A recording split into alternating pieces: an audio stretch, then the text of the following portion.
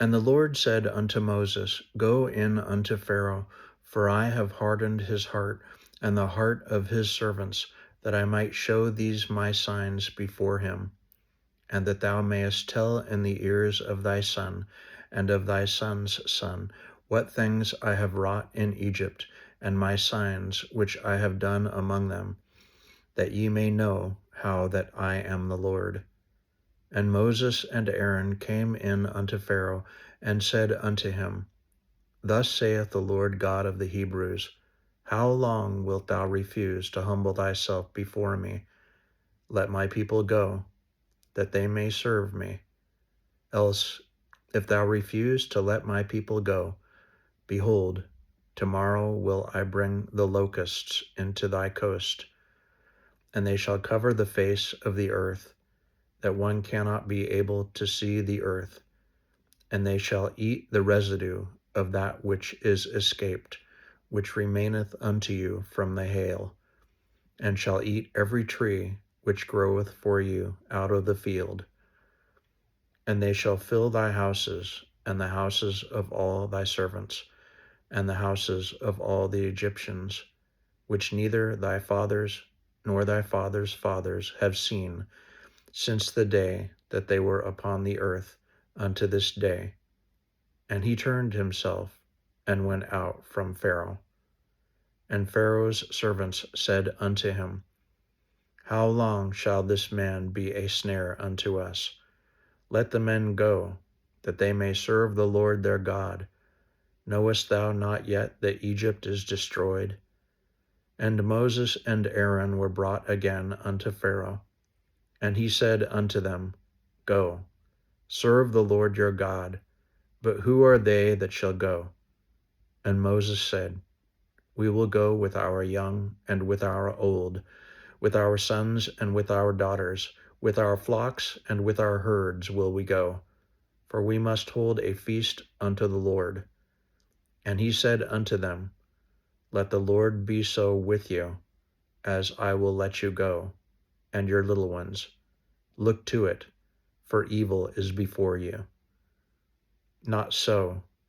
Go now, ye that are men, and serve the Lord, for that ye did desire. And they were driven out from Pharaoh's presence. And the Lord said unto Moses, Stretch out thine hand over the land of Egypt for the locusts, that they may come up upon the land of Egypt, and eat every herb of the land, even all that the hail hath left. And Moses stretched forth his rod over the land of Egypt, and the Lord brought an east wind upon the land all that day and all that night. And when it was morning, the east wind brought the locusts. And the locusts went up over all the land of Egypt, and rested in all the coasts of Egypt. Very grievous were they. Before them there were no such locusts as they, neither after them shall be such. For they covered the face of the whole earth, so that the land was darkened. And they did eat every herb of the land, and all the fruit of the trees which the hail had left. And there remained not any green thing in the trees, or in the herbs of the field, through all the land of Egypt. Then Pharaoh called for Moses and Aaron in haste, and he said, I have sinned against the Lord your God, and against you. Now therefore forgive, I pray thee, my sin only this once, and entreat the Lord your God, that he may take away from me this death only. And he went out from Pharaoh, and entreated the Lord. And the Lord turned a mighty strong west wind, which took away the locusts, and cast them into the Red Sea. There remained not one locust in all the coasts of Egypt. But the Lord hardened Pharaoh's heart, so that he would not let the children of Israel go.